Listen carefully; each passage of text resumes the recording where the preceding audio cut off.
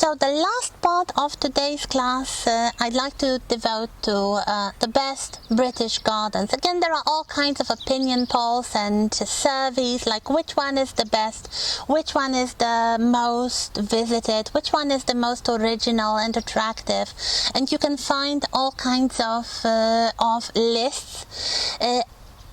For the sake of this course, I chose some examples that I found characteristic for different styles. So I will take a kind of historical overview of the gardens in Britain. You can find lots of other examples. This is perhaps something to develop for your final presentation.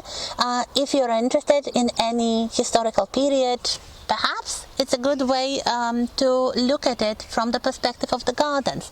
I will be reusing a few slides from my first year cultural studies introductory lecture. So if you recall some of the slides from last year, maybe, or 2 years ago, when you saw them during the introduction to the cultural studies, yes, these are the same slides, but I just wanted to start with them and develop from there. So the very first slide, this is the introductory slide from this lecture cycle, the beginnings of gardening. So the whole cultural baggage connected with gardening before we can even talk about English gardens. So the Garden of Eden, the foundational story of our Western culture. It starts in the garden, really. Then we have all kinds of prehistoric gardens in the areas such as Mesopotamia and one of the wonders of ancient world, the Hanging Gardens of Babylon, of course not surviving today. The gardens of Persia, which were all about symmetry and water. The gardens of Egypt, ancient Egypt, Greece, Rome, the medieval gardens, which were mostly connected with the monasteries. They were either practical gardens, kitchen gardens for vegetable growing, or they were medicinal gardens for herbs. You'll see some of the elements of this tradition as well in England, but this is much, much older in continental Europe. Then we have Renaissance gardens in Italy. First botanical gardens, such as the garden in Padua in Italy from the 16th century. First public gardens, like in Spain. So there is a very, very long-standing tradition going far beyond Britain, but of course Britain and gardening, it's a long love affair, and some of the quintessentially British things are roses, especially Austin roses, developed by one of the gardeners, the great gardeners of the 20th century, David Austin, who you'll see a bit more later when we talk about 20th century gardens. The thing like allotments, very popular, and especially now in the times of the pandemics, everybody is gardening in Britain apparently. So those who do not have their own gardens near their houses, they have allotments, or at least they try to garden I don't know, on the balcony or in pots. One of the longest television programs, the ones that have been in operation the longest, from 1968 and still going, is BBC's Gardener's World. Here we have the current presenter called Monty Don, and it's one of the best loved series, kind of documentary or advice series in the history of British television. Yes, I watch it as well. My husband is a gardener by education and by inclination, and everything you can see here, this is what he planted. So yes, we are great fans of Monty Don and Gardener's World, and we take inspiration from there. But what I would like to show you today is a kind of historical perspective and historical styles in gardening in Britain. So let's start with Tudor and Stuart gardens, because these are the earliest ones that survive, basically. So what we have are, for example, knot gardens with hedges and walls. A knot garden is like the one in Sadley Castle, Gloucestershire, so with kind of very intricate designs made of low hedges. You'll see some more examples in a little moment. This was something that people in the 16th century, in the 17th century, they absolutely adored. The geometrical patterns, the more intricate, the better. In the 17th century, after the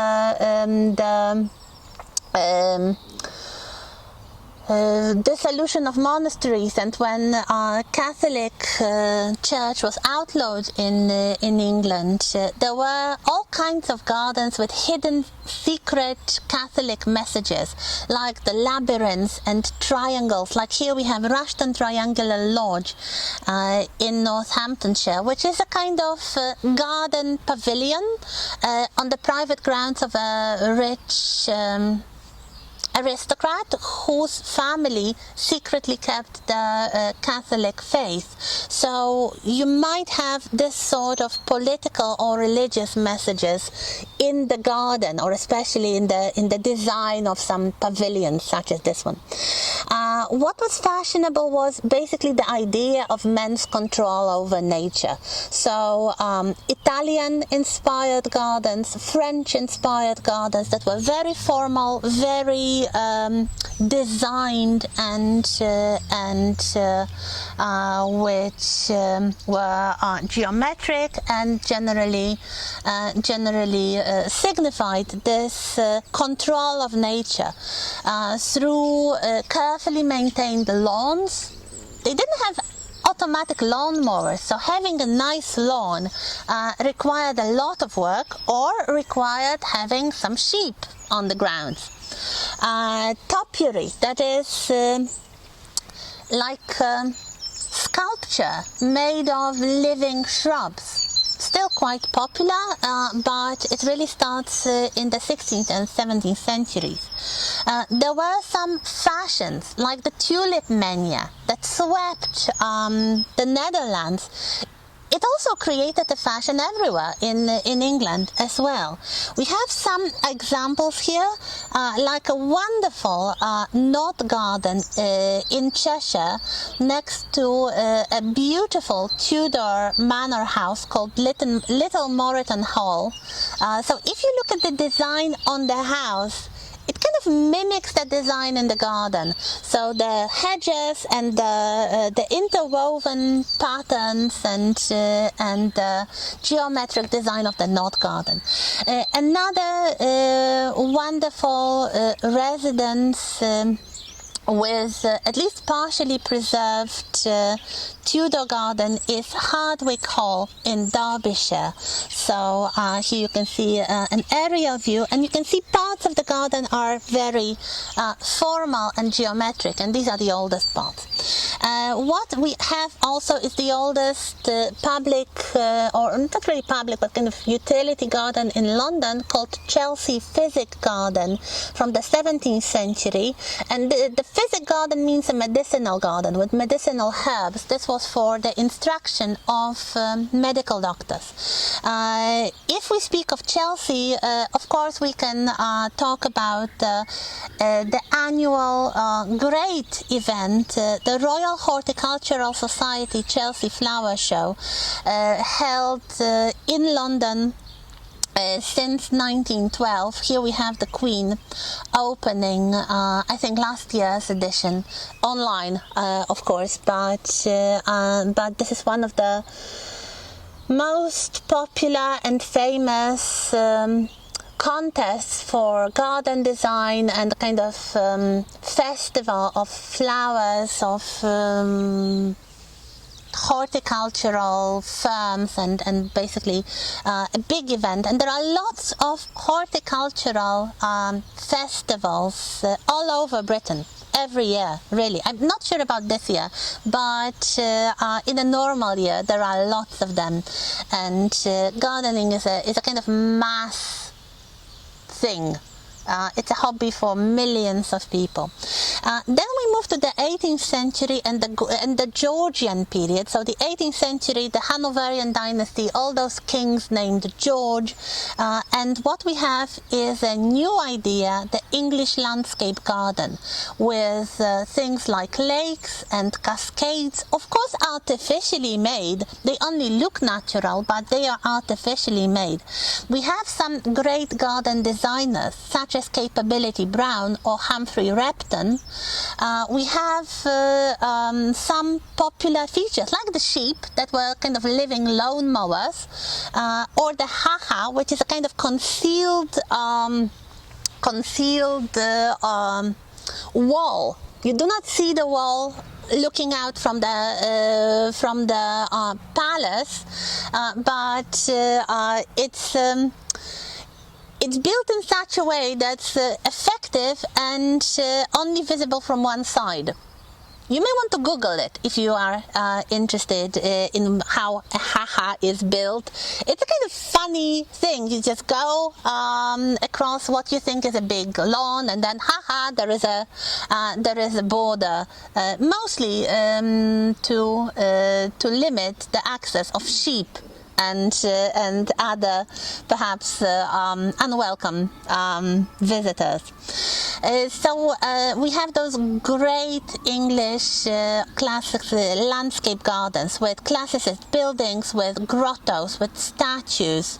And then of course the Industrial Revolution happens, so there is a lot of landscaping on an industrial scale, but not really for the sake of beauty, but practicality, like those canals and aqueducts and all that. So some examples. A beautiful example of palace with a Georgian garden and also Victorian garden is Chatsworth in Derbyshire, the home of the Duke of Devonshire.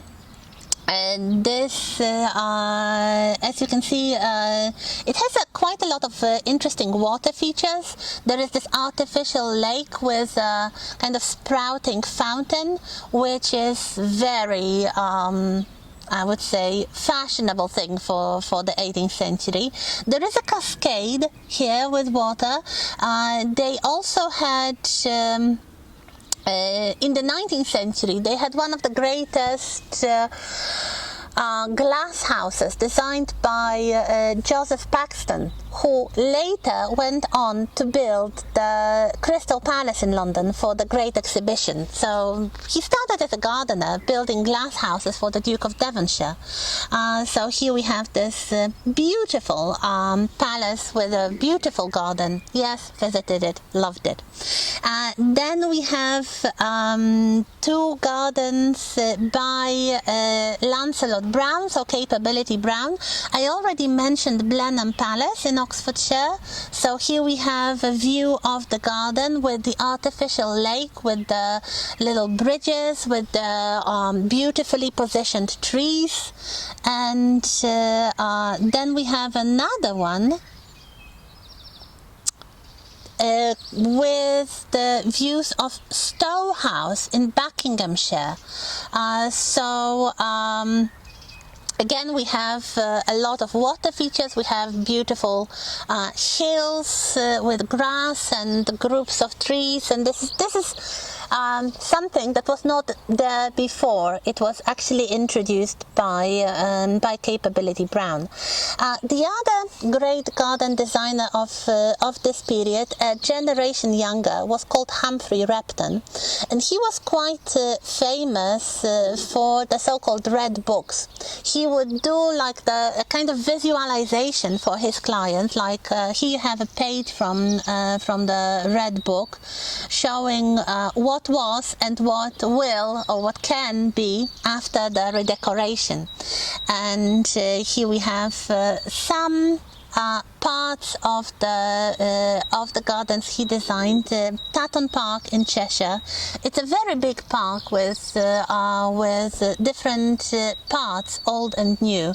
But the oldest parts are by Humphrey Repton, and another one, Ashridge House in Hertfordshire. Again, an aerial view showing the kind of more structured garden nearer the house, and then a woodland garden later on. Then in the 19th century, of course, the Victorians, with the great subjects of the industry and empire, we have a view of Kew Gardens and the great glass house of Kew Garden. Here you have the name of Joseph Paxton again. So this is a great Victorian, maybe not garden designer, but an engineer and gardener who specialized in glass houses. What was typical for Victorian gardens were exotic plants. They actually organized expeditions, and they had plant hunters who would go to all corners of the empire looking for exotic plants to bring back to England. You have the botanic gardens, such as Kew Gardens, or, for example, the Botanic Garden in Edinburgh, which is also beautiful. You have plant collections by the Botanic Gardens, but also by private, mostly very rich collectors in their private grounds. We have the first city parks. We have the first gardening magazines.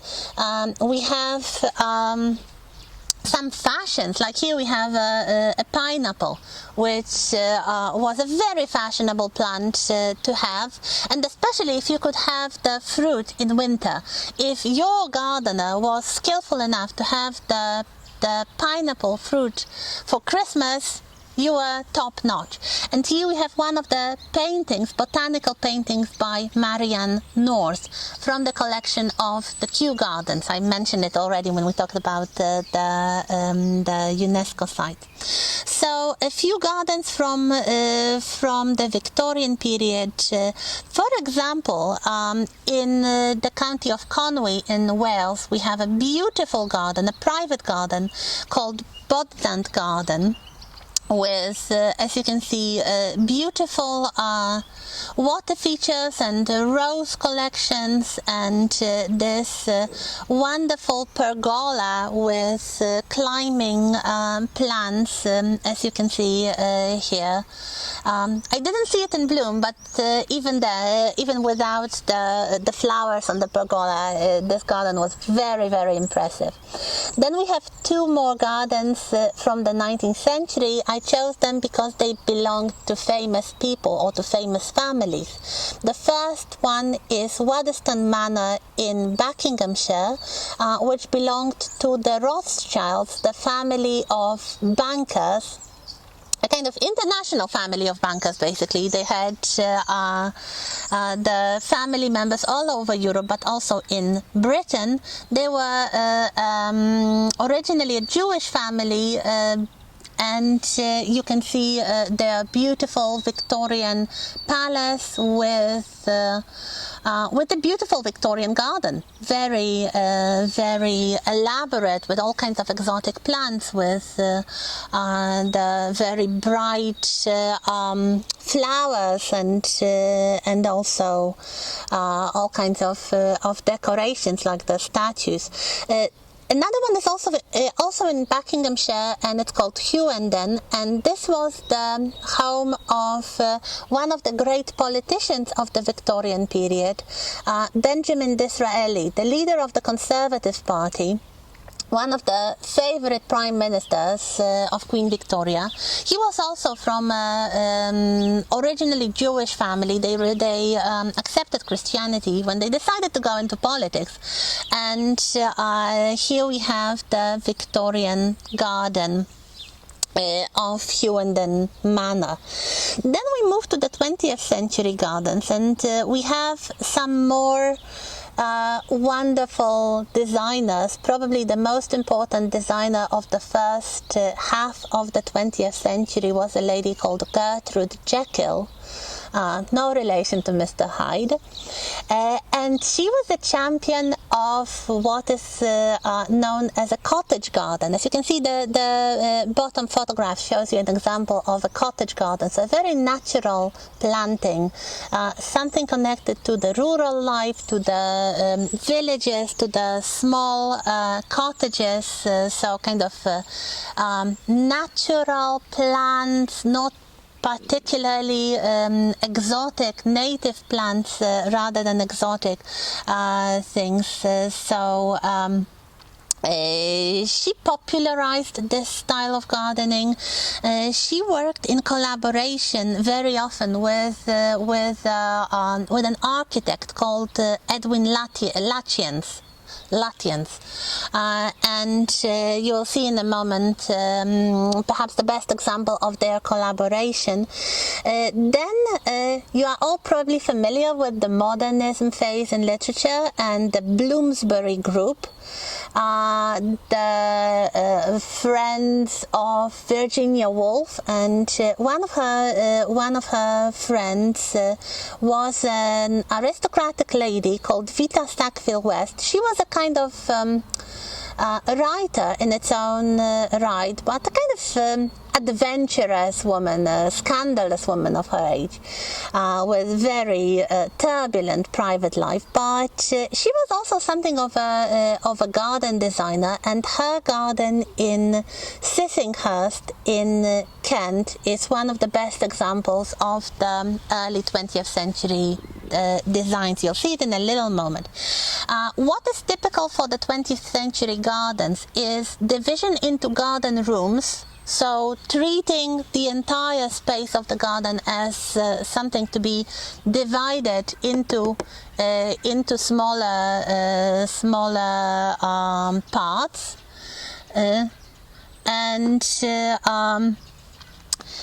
what else? Then the war came. The Second World War came, and of course there were food shortages and food rationing, and the government started to encourage people to grow as much food as they could. So even in the city, in the parks, basically everywhere, you would have something which was called the wartime victory gardens. Victory gardens were little tiny gardens for growing vegetables to add to the food supply. After the war, what we have is the allotments, which I already mentioned. So the small gardens that were rented to the working class people mostly, because it was believed, rightly, that gardening is very good for your health, both physical and mental. Recent decades, they have, first of all, the mass production of plants, really commercialization of gardening. You can buy anything, anywhere, at any time. One of the novelties allowed by the modern technology, and popular especially in London, is rooftop gardens. Rooftop city gardens. So the skyscrapers would very often now have a kind of garden space on the roof for the people working there to take their rest. Recently, what is popular and fashionable is the return to nature. So woodland, prairie planting. The cottage garden is back in fashion again, and any kind of gardens that support the pollinators. So the shrubs and the flowers for the bees rather than for the people, for the wildlife. So a few images here. So those early 20th century gardens, probably the best example, one of the best loved gardens in Britain. Haven't seen it yet. I really want to see it. It's Sissinghurst in Kent. So the garden that belonged to Vita Sackville West and her husband. Especially the area, the room called the White Garden. It's very popular. It was kind of innovative thing to plant the whole part of the garden just in white color. So it's this kind of early modernist garden. Then we have Hestercombe House in Somerset, which is the collaboration of Edwin Lutyens and Gertrude Jekyll.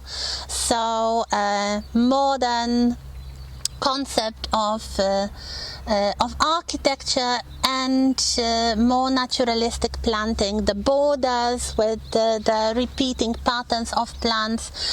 This is something that really becomes very, very fashionable in the interwar period. Then we have some more interesting gardens like Chartwell in Kent, the home and garden belonging to Winston Churchill. He of course took up gardening like everybody. He was also interested in painting, so he painted his garden as well, and that's his place. Then we have another wonderful place I visited at some point, Heathcote Manor Garden in Gloucestershire, a wonderful place with very interesting design, with many separate rooms with very interesting topiary, as you can see here, for example, here in the picture. And the last two images show you the great British passion for the rose. So we have the David Austin Rose Gardens in Shropshire with the man himself. He died a few years ago, unfortunately, but he had a very long and successful career as a gardener, and especially as a breeder of new types of roses, very characteristic roses. They're not in bloom yet, but I guess well, there must be an Austin rose somewhere here. And another place, the Royal National Rose Society Gardens in Hertfordshire, with the National Collection of Roses. A few years ago, Gardeners World had a survey, like which, according to the viewers, is the most English plant ever and the most favorite plant for the British people. And of course the rose went first, so nothing changes all the time from the wars of the roses, but nobody has a war over them now. So that's it, and see you next time.